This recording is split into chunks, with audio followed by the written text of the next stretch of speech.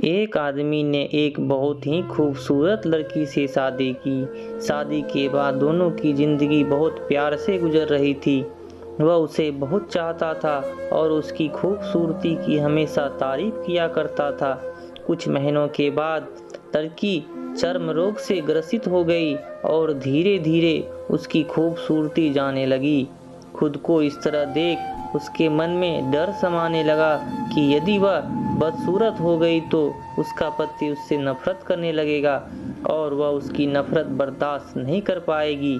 इस बीच एक दिन पति को किसी काम से बाहर जाना पड़ा। काम खत्म कर जब वह घर वापस लौट रहा था, उसका एक्सीडेंट हो गया। एक्सीडेंट में उसने अपनी दोनों आंखें खो दी।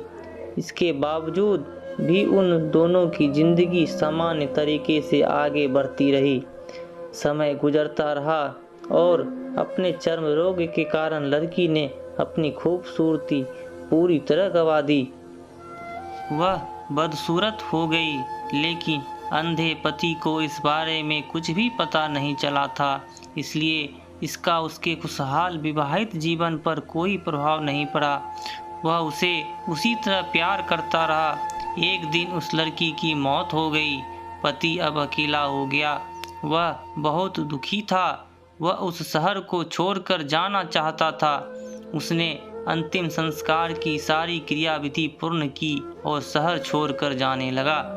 तभी एक आदमी ने पीछे से उसे पुकारा और पास आकर कहा, अब तुम बिना सहारे के अकेले कैसे चल पाओगे? इतने साल तो तुम्हारी पत्नी तुम्हें मदद की।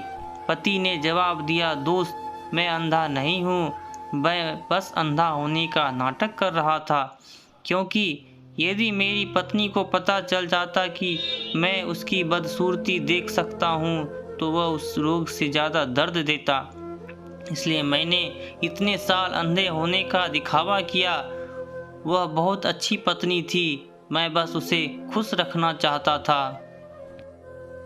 दोस्तों, इस कहानी से हमें यह सीख मिलती है, खुश रहने के लिए हमें भी एक दूसरे की कमियों के प्रति आंखें बंद कर लेनी चाहिए और उन कमियों को नज़रअंदाज कर देना चाहिए। और इस प्रकार की प्यार भरी कहानी सुनने के लिए मेरे चैनल को सब्सक्राइब करें। धन्यवाद।